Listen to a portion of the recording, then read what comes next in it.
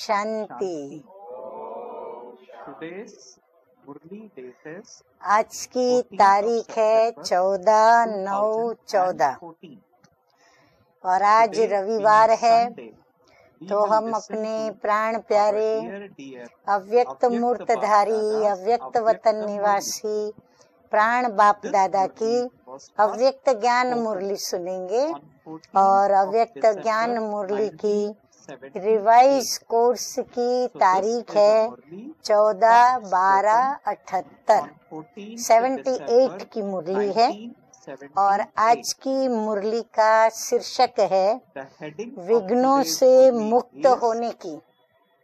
विघ्नों से मुक्त होने की सहज युक्ति। तो मीठे मीठे बाप दादा ने कैसे हम निर्विघ्न बने, हमारी स्थिति निर्विघ्न हो, अवस्था निर्विघ्न हो। न सिर्फ हम निर्विघ्न बने लेकिन अन्य को भी हम विघ्न न डालें। इसलिए मीठे मीठे बाप दादा ने बहुत ही सुंदर हम बच्चों को प्रैक्टिकल जो हमारे कारण होते हैं, जिन कारणों को हम आगे रखते हुए विघ्न उत्पन्न भी करते हैं या फिर विघ्न आते भी हैं, परंतु उन विघ्नों को हटाएं कैसे, उसका निवारण फिर बाप दादा ने आज अपनी इस ज्ञान मुरली के द्वारा हम बच्चों को समझाया है।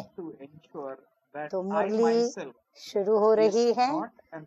बाप दादा कहते हैं, बाप दादा सदा अपने सिकिलदे लाडले बच्चों को बाप दादा से स्नेह की नजर से, मुरली की शुरुआत ही प्यार के सागर मीठे मीठे बाप दादा के प्यार का सभी अनुभव करें। तो मीठे मीठे प्यार के बोल हम बच्चों के प्रति रूहानी बाप दादा के कि सिकिलदे, फिर लाडले बच्चे, और उनको कैसे बाबा देखते हैं, स्नेह की नजर से और अपने सर्वश्रेष्ठ सिरताज बच्चों को न सिर्फ प्यार दे रहे हैं लेकिन प्यार देने के साथ साथ मीठे मीठे बाप दादा रूहानी नशा चढ़ाते हुए हमें अपना आदि संस्कार जो है वो श्रेष्ठता भी हमें बता रहे हैं।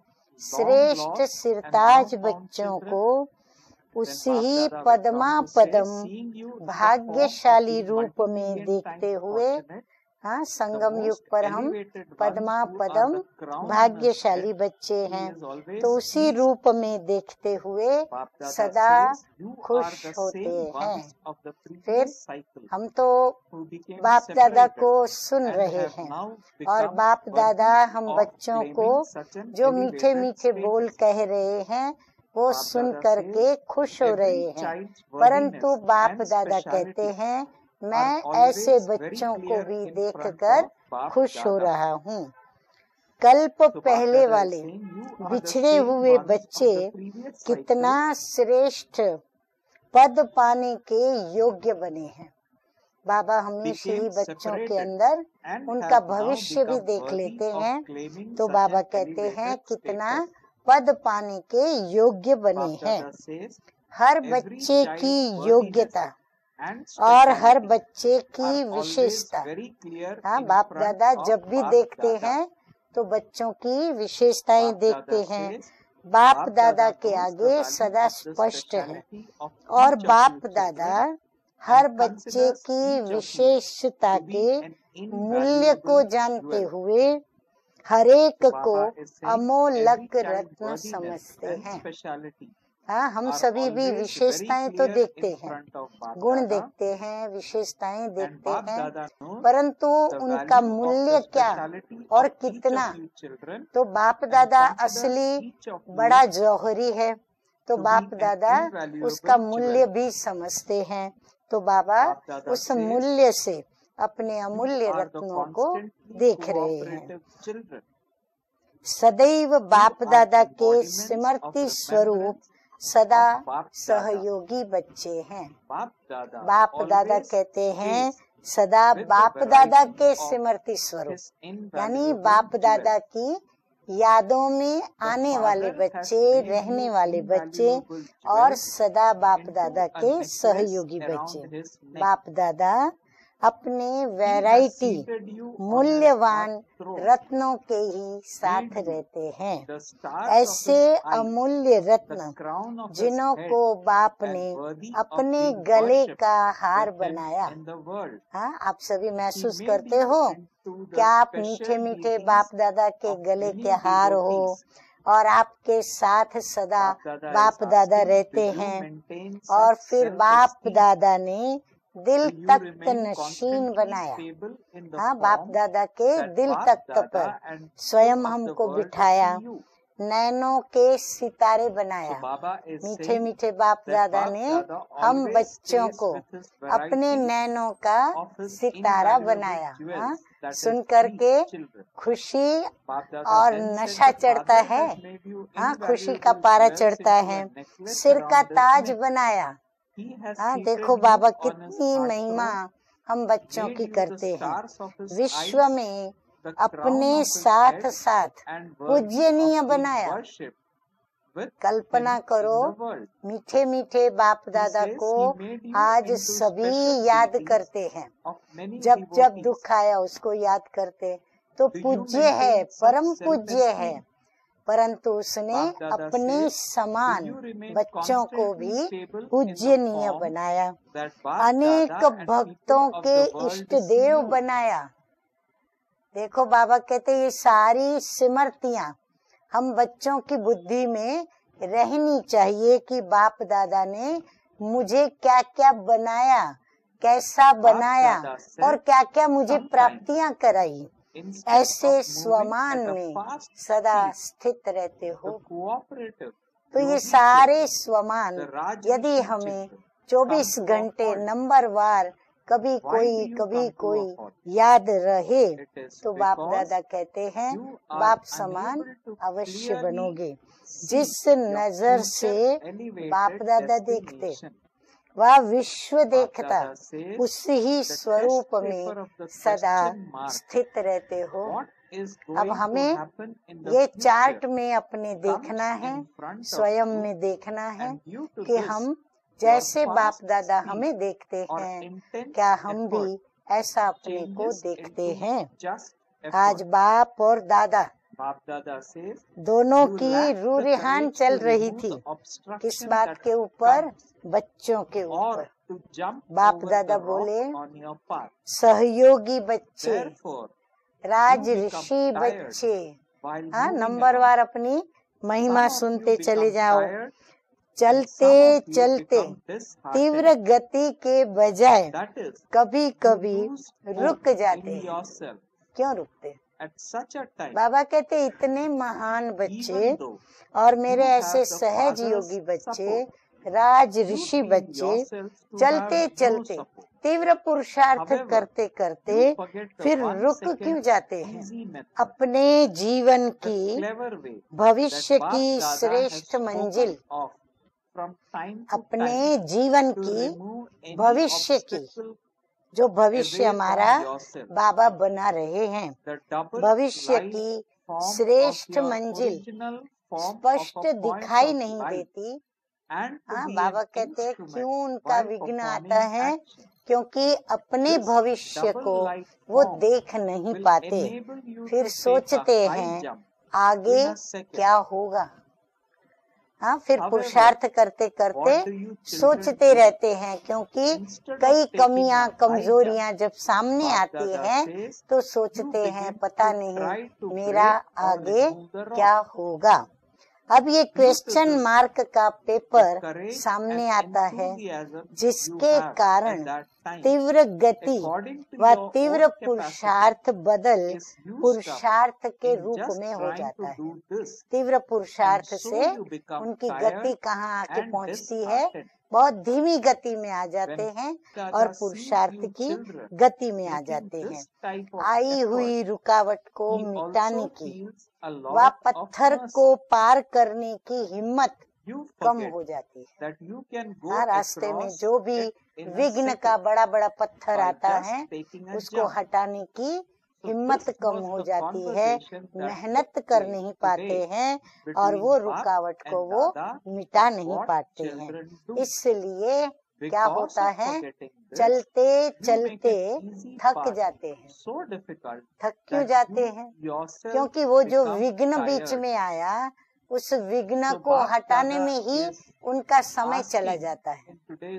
परंतु सहज क्या हो, अब बाबा आगे देखो बता रहे हैं, चलते चलते थक जाते, कोई थक जाते, कोई दिल शिकस्त हो जाते।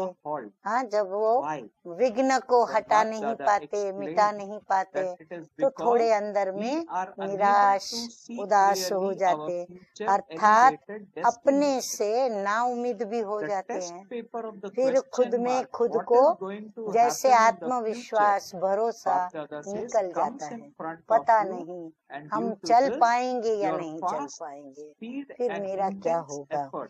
ऐसे समय पर, हाँ, जब हम ऐसे अपने को बेसहारा समझे, ना उम्मीद समझने लगते हैं, तो ऐसे समय पर बाप का सहारा मिलते हुए भी अपने को बेसहारा अनुभव करते हैं। लेकिन बाप दादा एक सेकंड का सहज साधन व किसी भी विघ्न से मुक्त होने की युक्ति जो समय प्रति समय सुनाते रहते हैं, वो बच्चे भूल जाते हैं। ये परिस्थितियाँ, ये स्थिति क्यों बनती है बच्चों की, ऐसी अवस्था क्यों हो जाती है? क्योंकि बाप दादा ने जो युक्तियाँ बताई हैं उसको हम बच्चे भूल जाते हैं। याद आती है आपको वो युक्ति कि मीठे मीठे बाप दादा ने विघ्न के ऊपर विजय पाने के लिए क्या युक्ति बताई है, और वो भी बाबा कहते सेकंड की युक्ति, टाइम भी नहीं लगता। चलो सुनते हैं मीठे मीठे बाप दादा फिर से हमें क्या स्मृति दिलाते हैं। बाप दादा कहते हैं, अब ये निवारण है, सेकंड में, ध्यान से सुने सभी, सेकंड में स्वयं का स्वरूप, जो हमारा अनादि स्वरूप है, अर्थात आत्मिक ज्योति स्वरूप, और कर्म में अनादि स्वरूप हमारा ज्योति स्वरूप, और फिर अभी हम संगम पर ब्राह्मण हैं, हम शरीरधारी हैं, तो फिर हमारे कर्म में निमित्त भाव का स्वरूप, कर्म में फिर वह भाव हो। ये डबल लाइट स्वरूप सेकंड में हाई जंप दिलाने वाला है। तो ये जो डबल लाइट स्वरूप की बात है वो हम बच्चे भूल जाते हैं। लेकिन बच्चे क्या करते हैं, अब हम गलती कहाँ करते हैं, बाबा बता रहे हैं कारण, हाई जंप के बजाय पत्थर को तोड़ने लग पड़ते हैं। हाँ, बाबा के याद में और अपनी स्थिति की स्मृति में अपने भविष्य को सामने रखते हुए अनादि स्वरूप का सहारा लेते हुए हाई जंप लगा के पत्थर के उस पार चले जाना चाहिए। उसके बजाय बच्चे क्या करते हैं, हम लोग पत्थर को तोड़कर उसको कम करें ताकि हम उससे पार हो सके, तो तोड़ने लग पड़ते हैं, हटाने लग जाते हैं, जिस कारण जो भी यथाशक्ति हिम्मत और उल्लास है, जो भी अंदर में शक्ति है, हिम्मत है, उल्लास है, वो उसी में ही खत्म कर देते हैं। वो जो पत्थर तोड़ने बैठते हैं ना विघ्न को हटाने के लिए, हमारी ताकत सारी हम वहीं खत्म कर देते हैं और थक जाते हैं और दिल शिकस्त हो जाते हैं। थक करके फिर बैठ जाते हैं। जब ऐसी मेहनत, अब बताओ बाबा ये देख करके क्या करते होंगे? कल्पना करो, बाबा ने बहुत बार यह बात बताई है जो हमारे बहुत हित की और खुशी की बात है। जब ऐसी मेहनत बच्चों की बाप दादा देखते तो बाप दादा को भी तरस पड़ता है। प्यार है ना, जिसको प्यार होता है उसी को तरस पड़ता है। प्यार नहीं तो तरस नहीं पड़ेगा। जंप लगाओ और सेकंड में पार हो जाओ, ये भूल जाते हैं। तो आज यही रूरिहान हो रही थी। जंप लगाकर हम पार हो जाएं, और सेकंड में हम ये भूल करके और स्मृति स्वरूप बन जाएं, तो बाबा कहते हैं बच्चों की यह बात आपस में कर रहे थे। तो आज ये रूरिहान हो रही थी कि बच्चे क्या करते और बाप दादा क्या कहते। बाप दादा जो कहते और हम करते, उसमें महान अंतर कर देते हैं हम बच्चे, और फिर रड़ियां मारते रहते हैं। प्रश्न पे प्रश्न उठाते रहते हैं। सहज मार्ग को थोड़ी सी विस्मृति के कारण, मार्ग बड़ा सहज है, विघ्न को हटाना भी बड़ा सहज है, पत्थर से पार होना भी बाबा कहते बड़ा सहज है, परंतु थोड़ी सी विस्मृति होने के कारण इतना मुश्किल कर देते जो स्वयं ही थक जाते हैं। अच्छा, और क्या करते हैं बाबा आगे? हम बच्चों की जो स्थिति उस समय होती है मनसा की, वो बताते हैं। अपने ही व्यर्थ संकल्पों का तूफान स्वयं ही रचते। जितना भी अंदर व्यर्थ चलता है ना, उसके जन्मदाता हम खुद ही बनते। व्यर्थ संकल्पों का तूफान खुद ही रचते और उसी ही तूफान में फिर स्वयं ही हिल जाते। खूब हम प्रश्नों पे प्रश्न अपने आप से करते और फिर हल कहीं नहीं मिलता, फिर उसी तूफान के अंदर खुद ही हिल जाते, उलझ जाते। अपने निश्चय के फाउंडेशन व अनेक प्रकार की प्राप्तियों के आधार में स्वयं हिल जाते हैं। और इतने सारे अंदर के तूफान से क्या होता है, निश्चय भी हिलने लगता है।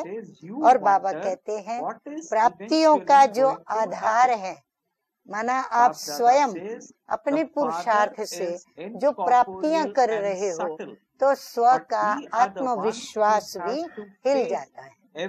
माना निश्चय बुद्धि से संशय में आ जाते हैं। फिर क्या सोचते हैं? अभी नंबरवार वो भी बातें सुनते जाओ, कैसे व्यर्थ तूफानों के प्रश्न हमारे अंदर उठते हैं। ना मालूम विनाश होगा या नहीं। बाबा तो कहते हैं कि विनाश होगा। पहले भी ये बात बाबा ने कुछ वर्ष पहले बताई थी, फिर नहीं हुआ। पता नहीं विनाश होगा या नहीं होगा, पता नहीं।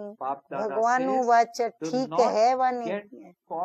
अब भगवानुवाच फिर ठीक है व नहीं, ये तो प्रश्न ही नहीं उठता, क्योंकि भगवान तो सत्य बताएगा। लेकिन तूफान उठे हैं, प्रश्न उठता है, तो अंदर में ये भी प्रश्न उठता है। फिर आगे तीसरा प्रश्न उठता, दुनिया के आगे ये निश्चय से कहीं व न कहीं कि भाई विनाश होगा, नई दुनिया स्थापन हो रही है, भगवान आए हैं, गीता ज्ञान दे रहे हैं, कृष्ण गीता का भगवान नहीं, कई बातें। फिर अंदर सोचते हैं पता नहीं ये बातें सुनाए या ना सुनाए, कहीं गड़बड़ तो नहीं हो जाएगी। गुप्त रहे व प्रत्यक्ष होए, क्या करें? गुप्त ही चलते रहें, ये सारी बातें गुप्त रखें, या इनको हम प्रत्यक्ष रूप दें? प्रत्यक्ष रूप देंगे तो फिर क्या होगा? जमा करें व सेवा में लगाएं। जो धन है उसके विषय में फिर सोचते कि हम उसको सेवा में लगाएं या फिर उसको हमारे पास बैंक में हम जमा करते जाएं ताकि आईविल में काम आवे, हाँ भविष्य में काम आवे। प्रवृत्ति को संभालें व सेवा में लग जाएं। ये भी प्रश्न उठता, क्या करें? अब प्रवृत्ति तो अपनी रच दी, गृहस्थी तो अपनी बना ली, अब क्या करें? गृहस्थी में रहें या फिर गृहस्थी को त्याग कर सेवा में लग जाएं? हाँ, फिर उनको धंधा छोड़ना पड़े, नौकरी छोड़नी पड़े, तब जाकर के वो सेवा में लगे, तो वो बैलेंस भूल जाता है। क्यों भूलता है? विस्मृति। तो वो विस्मृति और स्मृति का ये सारा खेल चलता है। फिर बाप तो निराकार था और है, अब क्या हो गए? आकारी हो गए। हाँ, बाबा तो निराकार है और आकारी हो गए। साकार में सामना करने वाले तो हम है ना। हाँ, कई बार हम बच्चे बहुत सहज और हंसते हंसते बोल देते हैं कि बाबा को क्या है, बाबा तो ऊपर बैठा है, बाबा को ऊपर से बैठे बैठे बस श्रीमत देनी है, बाबा को थोड़ी शरीर धारण करके जन्मों का पार्ट प्ले करना है। पार्ट तो हमको प्ले करना पड़ता है ना, तो हम पार्ट प्ले करते, विघ्न हमारे सामने आते हैं, माया से हमें युद्ध करनी पड़ती है। बाबा को क्या है? बाबा तो बस बोल देते हैं, देखते रहते हैं ऊपर से। तो सामना करने वाले तो हम हैं। ऐसे व्यर्थ संकल्पों का तूफान रचकर स्वयं को ही डगमग करते हैं। हाँ, ये तो कुछ बाबा ने हमारे सामने हमारे संकल्पों के मिसाल रखे। अब आप ही सोच लो, अपने दर्पण में देखो कि ऐसे ऐसे कई प्रकार के संकल्प जो हमारी स्थिति को क्या कर देते हैं, हलचल में ला देते, डगमग कर देते और हमारी स्थिति को वो बिगाड़ देते। तो अपने निश्चय के फाउंडेशन को पक्का करें। निश्चय के फाउंडेशन को पक्का करें, नहीं तो ये हिला देते हैं। ये संकल्प क्या करते? फाउंडेशन को ही हिला देते। जैसे तूफान कहाँ पहुंचा देता है, वैसे ये व्यर्थ संकल्पों का तूफान तीव्र पुरुषार्थ से एकदम पुरुषार्थ की तरफ ले जाता है। ऐसे तूफान में मत आओ। हाँ, बाबा को तरस पड़ता है। अभी फील करो, मीठे मीठे बाप दादा प्यार का सागर मात पिता बन करके हमें पास में बिठाकर बड़े प्यार से, जैसे कोई माता पिता बच्चों को गंभीर बात माथे पर हाथ रख सहलाते हुए, पीठ पर हाथ सहलाते हुए बच्चों को समझाए, ऐसे बाबा बच्चों को समझाते हैं कि ऐसे तूफान में मत आओ।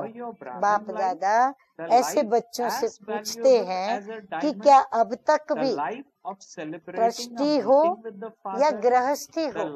क्या अब तक भी ट्रस्टी नहीं बने हो? बाप दादा पूछ रहे हैं। या फिर अपने को अब तक गृहस्थी समझते हो? क्या हो, ट्रस्टी हो या गृहस्थी हो? हर एक अपने से पूछे। जब ट्रस्टी हो, यदि आपका जवाब है कि नहीं हम ट्रस्टी बच्चे हैं, तो बाबा का प्रश्न है, पहले हमारे प्रश्न, अब बाबा का प्रश्न हम बच्चों के प्रति ध्यान से सुने। जिम्मेवार कौन? यदि आप ट्रस्टी हैं तो आपका जिम्मेवार कौन, आप या बाप? क्या जवाब आता है अंदर से? हाँ, निस्संदेह यही जवाब है, बाप। और हम बच्चे ट्रस्टी हैं, जिम्मेवारी बाप की। जब बाप जिम्मेवार है तो होगा या नहीं होगा, क्या होगा, ये बाप की जिम्मेवारी है या आपकी है? किसकी जिम्मेवारी हो गई?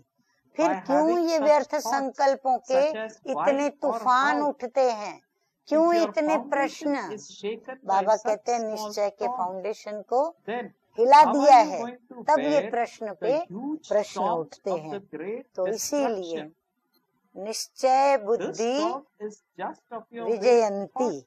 हाँ, तो अब मीठे मीठे बाप दादा निश्चय बुद्धि की बातें बता रहे हैं, और निश्चय बुद्धि बच्चों के लक्षण क्या होते हैं, उनकी निशानियां क्या होती हैं, अब हम बच्चों को वो सुना रहे हैं।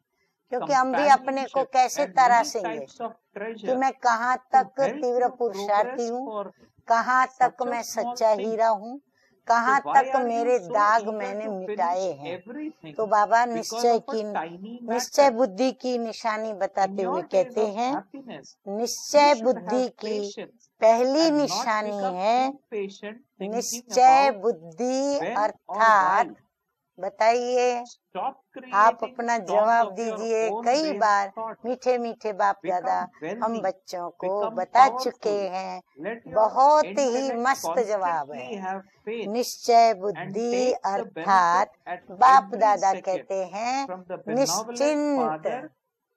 निश्चिंत कौन होता है? बेफिक्र बादशाह। हाँ, कोई उसको फिक्रात नहीं।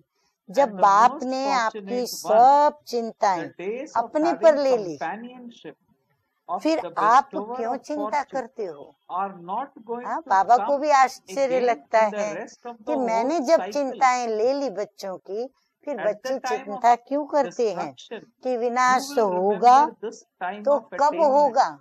क्यों बच्चे ये सब सोचते हैं? जब होना होगा होगा, हमको क्या चिंता, हमारे ऊपर कोई विघ्न नहीं आएगा, और यदि आया तो हमारे ऊपर जिम्मेवार कौन है? बाबा बैठा है हमारे साथ उसका है। विनाश हो या न हो, वह कब होगा, ये चिंता ब्राह्मण जीवन में क्यों? बाबा कहते ब्राह्मण माना ही बाप के ऊपर बलिहार जो गए हैं बच्चे, ऐसे समर्पित बच्चे। फिर बाबा कहते ये संकल्प क्यों चलता है? क्या ब्राह्मण जीवन हीरे तुल्य? हाँ, ब्राह्मण जीवन हमारी क्या है? हीरे तुल्य जीवन, बाप से मिलन मनाने की जीवन। हाँ, सुनते जाओ संगम युग पर हम ब्राह्मणों की जीवन की विशेषता क्या है? अमूल्य हीरे तुल्य जीवन, बाप से मिलन मनाने की जीवन, चढ़ती कला की जीवन, सर्व खजानों से संपन्न होने वाली जीवन, चाहे गुणों का खजाना, चाहे शक्तियों का, चाहे समय का, हाँ, सारा खजाना। फिर पांचवा, सर्व अनुभूति संपन्न, जितने भी अनुभव दुनिया के क्या, लेकिन 84 जन्मों के अनुभूति की यह हमारी जीवन। हाँ, तो बाबा कहते हैं तुम्हारी ये ब्राह्मण जीवन कैसी जीवन है? संपन्न जीवन, क्योंकि बाप के द्वारा हमें सब कुछ मिला है।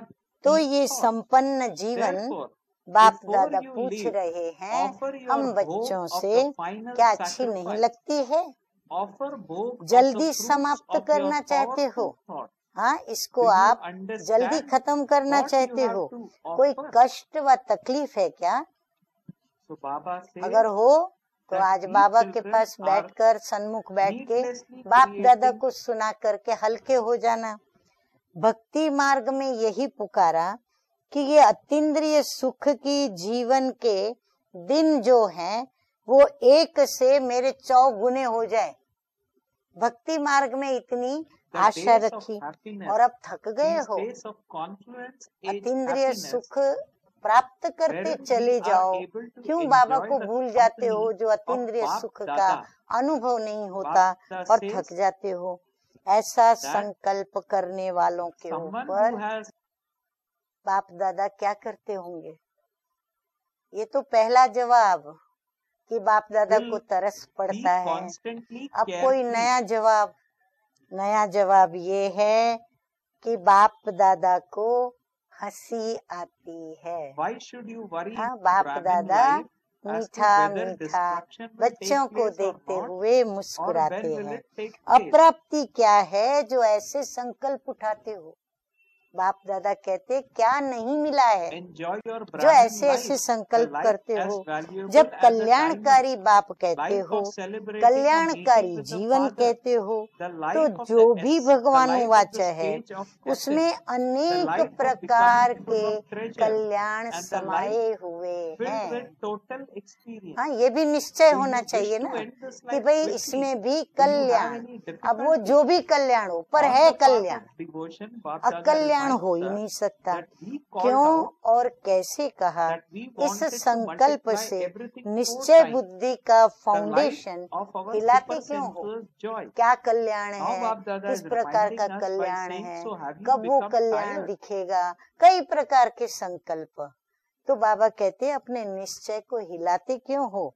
अगर ऐसे छोटे छोटे तूफानों में फाउंडेशन हिल जाता है तो महाविनाश के महा तूफान में कैसे ठहर सकेंगे? हाँ, तब तो बहुत सारी बातें आएंगी। यह तो सिर्फ एक अपने व्यर्थ संकल्पों का तूफान है, अपना ही रचा हुआ। अभी तो प्रकृति के द्वारा आएगा, व्यक्तियों के द्वारा आएगा, तब क्या करेंगे? तूफान है, लेकिन महाविनाश में तो अनेक प्रकार के चारों ओर के तूफान होंगे, फिर क्या करेंगे? इतनी छोटी सी बात में जिसमें और ही आगे के लिए समय मिला है, साथ भी मिला है, अनेक प्रकार के खजाने भी मिल रहे हैं, प्राप्ति होते हुए समय की समाप्ति की उत्कंठा क्यों करते हो? सब कुछ आपको मिला है, आप खुशी में जीते आगे बढ़ते चलो ना। विनाश कब होगा, कैसे होगा, हम क्या करेंगे, ये सब आप करते रहो। सुख के दिनों में धीरज धरो। बाबा कहते हैं सुख के दिन अब आ रहे हैं, कब और क्यों में अधीर्य मत बनो। बाबा कहते हैं ये क्यों और क्या में अधीर्य मत हो जाओ। अपने ही व्यर्थ संकल्पों के तूफानों को क्या करो? समाप्त करो। संपत्तिवान बनो। कौन सी संपत्ति? जो मीठे मीठे बाप दादा ने आध्यात्मिक संपत्तियां दी हैं, वो बनो। समर्थवान बनो। बाप दादा ने हमें सामर्थ्य दिया है, शक्तियां दी है, तो समर्थवान बनो। सदा निश्चय बुद्धि बनो। बाबा कहते हैं निश्चय बुद्धि रहो। कल्याणकारी बाप और कल्याणकारी समय का हर सेकंड का लाभ उठाओ। बाबा कहते हैं हर सेकंड लाभ उठाओ। सारे कल्प में, ध्यान से सुनो अभी, सारे कल्प में ऐसे संपत्तिवान और भाग्यवान दिन, संपत्तिवान, भाग्यवान दिन और भाग्य विधाता के संग के दिन फिर नहीं आने वाले हैं। हाँ, ये हमारा ही भाग्य है। करोड़ों अब्जो आत्माएं, हाँ, हमारा ही इतना ऊंचा भाग्य है। विनाश के समय भी यह प्राप्ति का समय याद करेंगे। इसलिए ड्रामा अनुसार कल्याण अर्थ जो ड्रामा का दृश्य चल रहा है उसको त्रिकालदर्शी बन हिम्मत और उल्लास वाली समर्थवान आत्माएं बनकर स्वयं भी समर्थ रहो और विश्व को भी समर्थ बनाओ। न आप हिलो न दुनिया में जिसको भी आप देखते हो उनको भी हिलने मत दो। पत्थर तोड़ने में थको मत, स्वयं के तूफानों में हिलो मत, अचल बनो। समझा? करते क्या हो और करना क्या है, यही रूरिहान बाप दादा की हुई कि बच्चे क्या खेल करते हैं। अब समर्थी का खेल खेलो। हाँ, अनेक प्रकार के खेल होते हैं, तो बाबा कहते हैं समर्थी का खेलो, जिससे ये सब खेल समाप्त हो जाए। दिल शिकस्त के बजाय दिल सदा खुश हो जाए। हाँ, सदा खुश रहो, ऐसे खेल खेलो। अभी ऐसे संकल्प इस महान यज्ञ में आहुति डाल करके जाना। हाँ, पट्टी में शायद आए होंगे सभी, तो बाबा उनके प्रति कह रहे हैं। तो बाबा कहते हैं क्या करो, आहुति काय की डाल करके जाओ, ऐसे कमजोर संकल्पों की आहुति डालकर जाना। साथ में लेकर के नहीं जाना, सदा के लिए स्वाहा। बाबा कहते हैं सदा के लिए स्वाहा। जब स्वयं ही स्वाहा हो तो फिर ये संकल्प कैसे आ सकते? बाबा को आज बार बार ये आता है कि बच्चे ये संकल्प कैसे करते हैं। इसलिए स्वाहा का भोग भी लगा करके जाना। बाबा कहते हैं स्वाहा तो भले करो, लेकिन अंतिम जैसे स्वाहा का अंतिम भोग लगाया जाता है ना, तो स्वाहा करके अंतिम भोग भी लगा करके जाना। समर्थ संकल्प रूपी फलों का भोग लगाना।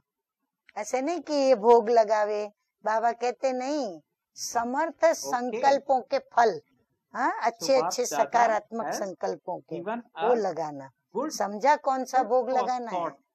अच्छा, फिर से अपनी महिमा सुनिए। ऐसे सदा निश्चिंत है या नहीं, वो हमें अपने दिल दर्पण में देखना है। ऐसे सदा निश्चिंत, सदा निश्चय बुद्धि, हर बाप दादा के महावाक्य के महान अर्थ को जानने वाले, संकल्प के भी ट्रस्टी, अर्थात जो बाप के संकल्प वह बच्चों के संकल्प, ऐसे मन, बुद्धि और संस्कारों में बाप समान, बाप दादा की ऐसी समीप आत्माओं को बाप दादा का याद, प्यार और नमस्ते। हम रूहानी बच्चों का रूहानी बाप दादा को याद, प्यार, गुड मॉर्निंग और नमस्ते नमस्ते। आज का वरदान है नमस्ते नमस्ते। व्यर्थ व डिस्टर्ब करने वाले बोल। हाँ, हम लोग अपनी वाणी पे ध्यान नहीं रखते, फिर हमारे मुख से व्यर्थ बोल निकल जाते, किसी को डिस्टर्ब करने वाले बोल निकल जाते। बाबा कहते हैं व्यर्थ व डिस्टर्ब करने वाले बोल से मुक्त डबल लाइट अव्यक्त फरिश्ता भव। हाँ, जो डबल लाइट अव्यक्त फरिश्ते होंगे वो कभी भी किसी को डिस्टर्ब नहीं करेंगे, व्यर्थ भी बोल बोलेंगे नहीं। अव्यक्त फरिश्ता बनना है तो व्यर्थ बोल जो किसी को भी अच्छे नहीं लगते हैं, उन्हें सदा के लिए समाप्त करो। बात होती है 2 शब्दों की, लेकिन उसे लंबा करके बोलते रहना ये भी व्यर्थ है। जो 4 शब्दों में काम हो सकता है वो 12-15 शब्दों में नहीं बोलो। बाबा कहते समय बचाओ, शक्ति भी बचाओ और अपनी वाणी को भी मधुर बना लो। कम बोलो, धीरे बोलो, मधुर बोलो, ये स्लोगन गले में डालकर रखो। बाबा कहते हैं पहन के रखो, खुद को न दिखाई पड़े, याद न आए तो सामने वाला देखेगा, पढ़ेगा, हमको याद दिलाएगा, फायदा हो जाएगा।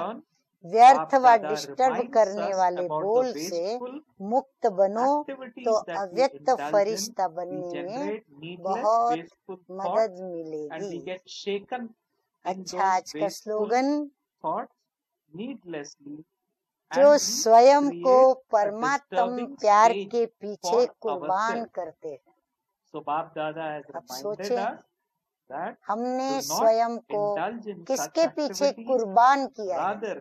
हाँ, याद करते हैं मित्र संबंधी आदि को, वो एक अलग बात होती है, लेकिन कुर्बान हम आत्मा के पीछे हैं, आत्मा के पीछे जीवन जा रही है, या फिर बाबा को कुर्बान है, तो बाबा के लिए हम करते हैं। जो स्वयं को परमात्म प्यार के पीछे कुर्बान करते हैं, सफलता उनके गले की माला बन जाती है। हाँ, विजय माला उनके गले में पड़ती है, अर्थात वो सफलता मूर्त बनते हैं। अच्छा, ओम शांति।